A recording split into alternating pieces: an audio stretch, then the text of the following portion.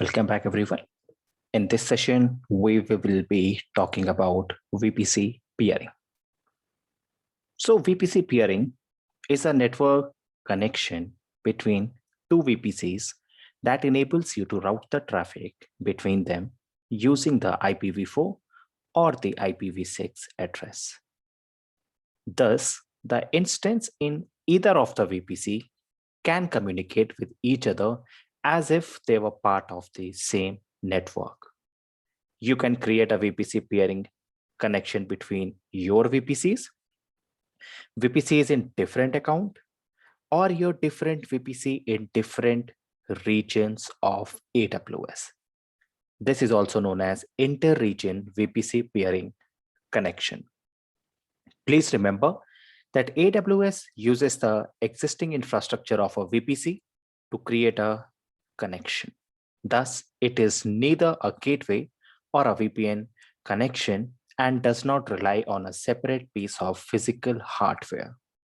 Thus, there is no single point of failure for communication or any bandwidth bottleneck.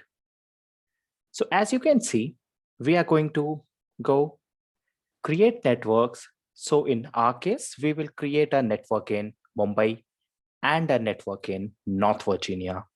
And we will create two different instances, both in Mumbai and North Virginia. Thereby, we will ensure that both the instances are able to communicate with each other over the ping or the ping protocol. For this, we will create two networks, one in Mumbai and one in North Virginia. And we will create the instances inside them. So let's get started. Step number one, we create a VPC. For that, click on Create VPC. Give the VPC a network. So let's call it as home network. And let's give it a range, for instance, 10.0.0.0/24. If you want, you can select IPv6. In our case, we don't need it, so we are leaving it as it is. Also, the tenancy, I am keeping it as default. I am also adding a region or a tag over here so that it becomes easy for us to understand what this network is all about. After that, click on Create VPC. I see that a VPC has indeed been created. Now let's go and create a subnet. For that, I select my VPC and I give my subnet a name. Let's call it as private subnet. Then I will have to choose a AZ or a availability zone. In my case, I am selecting 1A. Again, I'll add the tag over here. So let's call it as region and Mumbai. The block, I am keeping it as 10.0.0.0/26. If I want, I can add another subnets. So let's take an example of that. Let's call this one as private subnet 1. And this one, let's call it as private subnet 2. This one, I am putting it in 1B. Now, if this was 10.0.0.0/26, this one will become 10.0.0.64/26. Again here, I'll add a region, and the region, I will select it as Mumbai. Clicking on Create Subnet will create two subnets for me, as is clearly visible in this figure. So over here, I have two subnets. I have a VPC, and this, ideally speaking, should be good for me to create a network peering, because peering happens over the private IP. But remember, you have to connect with one of the instances over the internet, which means over the public IP. For that, because you have to connect to it over the internet, you need a gateway for that. And that gateway is provided to us via the internet gateway. So our next stop will be to go click on create an internet gateway. Let's say I'm putting it as IGW1, or let's call it as internet hyphen gateway hyphen home hyphen network, and click on create internet gateway. If the internet gateway is created, you will also have to go and attach it to your VPC that you created some time back. As you can see, the internet gateway right now is in detached mode. So I will have to go and attach it to my VPC. So for that, I select my internet gateway, click on actions, click on attach to VPC, select my VPC, and click on attach internet gateway. At this moment, you will see it becomes green and it says attached. Next step will be to go to my route table and add the entry for the internet gateway, which I created some time back. For that, I will select my route table. I will click on routes. I will click on edit routes, then add route.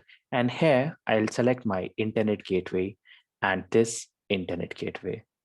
Just wait for some time and the internet gateway will be visible.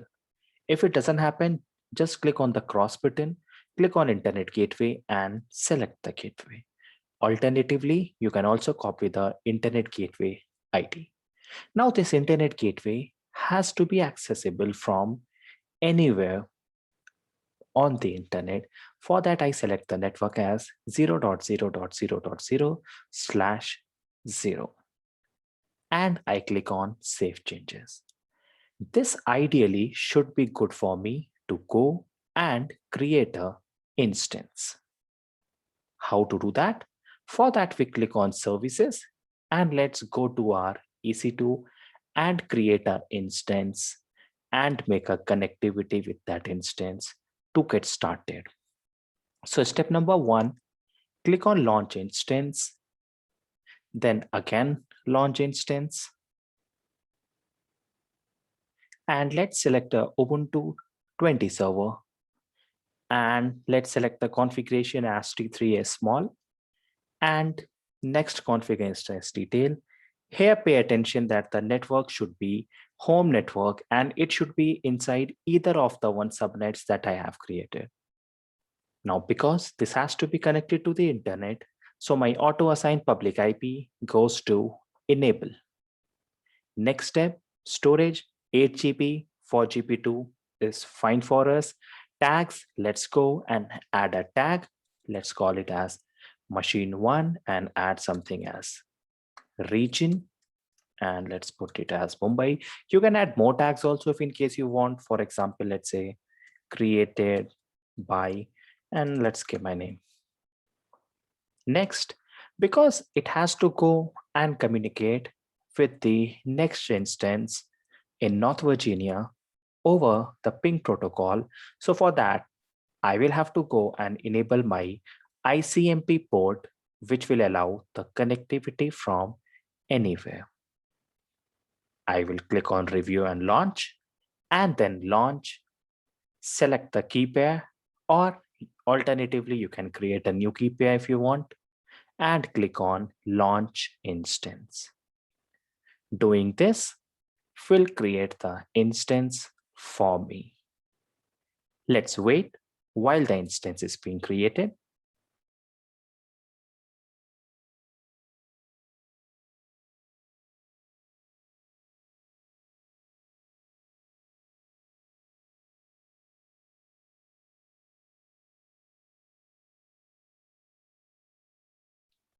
Now that the instance has been created, let's select the instance and make a connection with that instance. For that, I will choose this, open my command prompt. Remember, different operating systems will have different ways to connect. If you are working on a Mac or a Unix, it's easy by directly doing a SSH connection. For instance, let's go and just make a connectivity and you see you will be able to connect to it. you are connected to the instance. How do I know it is that instance? Because look at the private IP, it is 10.0.0.51, which is indeed the IP of my VPC. Just to cross check, you can select the instance and you can have a look at the private IP, and that is telling me that indeed this is the IP of the machine that we are interested in. Next part, if we want, we can just go and update the distribution for that by doing sudo space apt-get space up and update.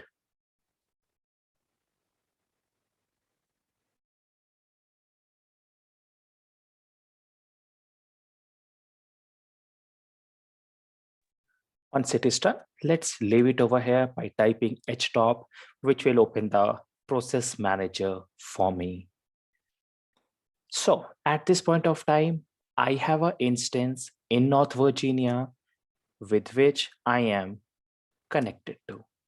Next step will be to go to North Virginia and create the next instance there. For that, let's do that. And let's just change it over here and make it US-East-1, which basically means that this instance is in North Virginia. So over here, we will just go and create a instance inside the default VPC of AWS. For that, select launch instance and launch instance again. Once done, we can choose any of the machines. I'll choose Ubuntu 20 because in Mumbai also I had selected Ubuntu 20. Next step, let's go for a T3 small instance here also. One important thing to note is that here the auto assign public IP should be disabled because we don't want anyone from the outer world to make a connectivity with this machine.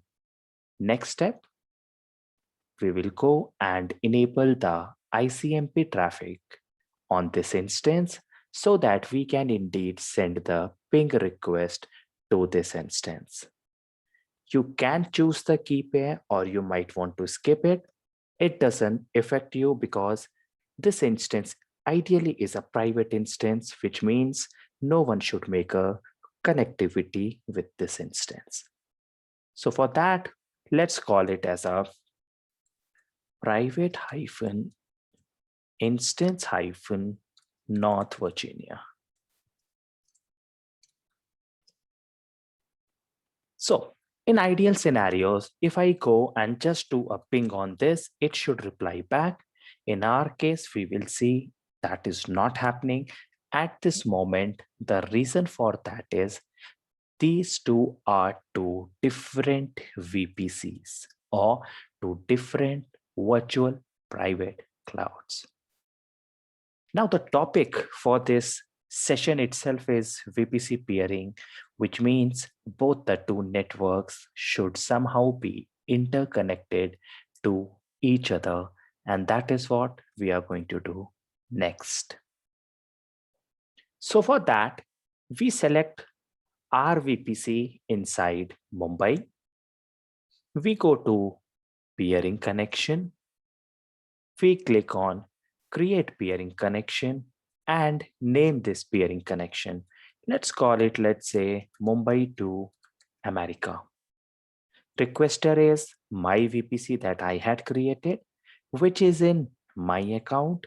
Remember, if in case you have to attach it with some different account, you can do that. In which case you will have to give the target account ID of the next person.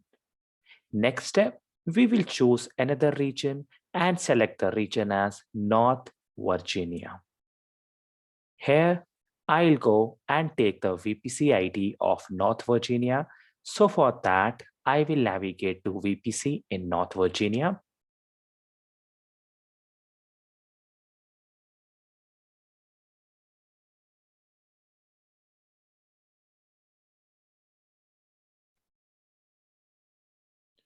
Now let's go to your VPCs over here. And I will need to select the VPC ID in this case.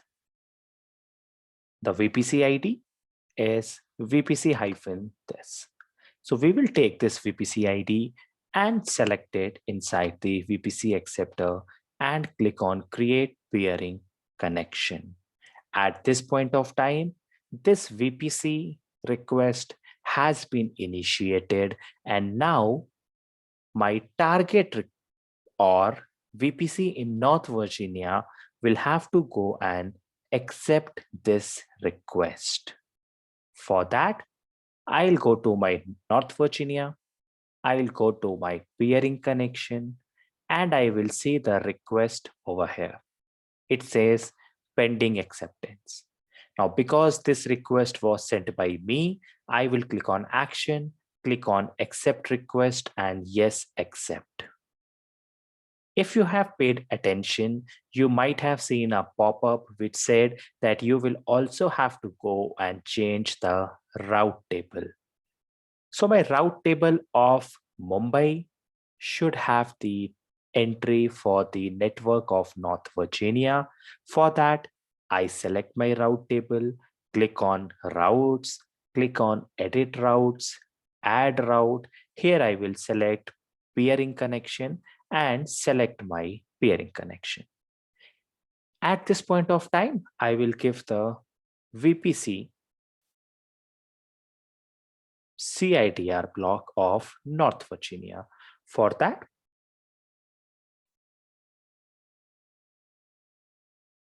I go to North Virginia, select the CIDR block, go back to the region of Mumbai, add the value over there, and click on Save Changes. Once it is done, I will have to go and do the same thing in North Virginia, which means I go to my peering connections and I see it is enabled. Next step, I go to my route tables, I select my route, I click on edit route, I click on add route, and I will select the VPC peering connection. Here, at this point of time, I will have to write the VPC CIDR of Mumbai, which happens to be 10.0.0.0/24. And if everything is good, I can click on Save Routes. Now that all the settings is done, let's go back to our instance and try to do a ping again. At this point of time, you will see that my machine from 10.0.0.51 is able to ping 172.31.75.51. Same thing sometime back, once the peering and the route table was not done, was failing. It happens now though, because I have done the peering and the route table settings, both of them. If I go and remove any one of them, this is going to fail. For instance, I click on edit route, I remove the peering from North Virginia, and I go and remove the peering from Mumbai. So let's just go and change the route table right now.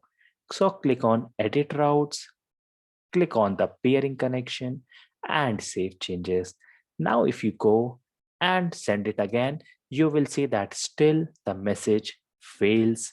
The reason for that is, even though network peering is still in place, the route table is not allowing the entries for the peering to happen. Thus, remember, whenever working on VPC peering or any device you add to your VPC network, the most important thing is your route table in which the entry has to be done. Now, once this is all done, we can go and remove our VPC. If you try to remove your VPC at this moment, you might see a error, and that error will be that this already has certain devices attached. So if you see, it has an instance, it has a network interface, which eventually it means is the instance, and a peering connection. So let's click on the instance, terminate the instance. In the meantime, we will also go and delete the peering connection. So if I click on peering connection, select my peering, actions, delete peering request, and if you check this box, the route table entries will automatically be deleted. If you click on yes delete, this eventually will go into deleted state, and let's go and terminate our instance also. For that, instance state, terminate instance and terminate. Now, if you go back to North Virginia and you go to peering connections, you will see it has been automatically deleted from North Virginia also, which means that either you delete it from Mumbai or you delete it from North Virginia. If the peering connection has been deleted, it is actually deleted from both the places. So now that it has been deleted, I can go and also remove the entry of my route table from North Virginia. For that, I click on edit routes and I can remove the entry. Now, because once I deleted the peering request, we had the checkbox which said delete the associated route table entries also. Thus, in this case, AWS automatically has removed the route table entries. If you don't check that option, you will have to go back to your route table and you will have to go and manually delete it.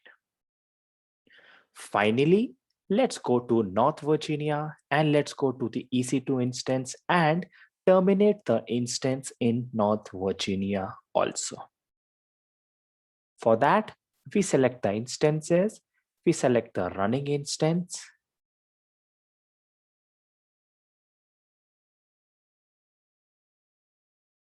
we select the instance over here, and instance state and terminate instance, and my instance has been terminated. This is what we mean when we say that we want to go and do the peering between multiple regions or multiple VPCs. This is it in VPC peering. Remember that VPC peering can happen across various regions, various accounts, and various regions. If you are doing, it is known as a inter-region VPC peering, which means a peering can happen between various EC2 instances, RDS databases, or the instances inside the RDS database and inside the Lambda functions that can run in different AWS regions. Also, as we already saw in the example, we can call the instances or communicate with the instances over the private IP addresses. And we did not require any special gateway, VPN connection, or any separate network appliance. Advantage of this approach is that the traffic remains in the private IP space, and also the data in transit, which means that all the data which is flowing inside the VPCs or inside peering is encrypted with no single point of failure or bandwidth bottleneck. This data is always on AWS global backbone and is never sent on the public internet. Thus, it reduces the threat like DDoS attacks and so on. Thus, the VPC peering or inter-region VPC peering in general provides a simple and cost-effective way to share the resources between region, and it can be used to replicate the data for geographic redundancy. We will now move to the lab part, wherein you will be working on the scenarios that we have done in the prior classes. I will see you in the next one.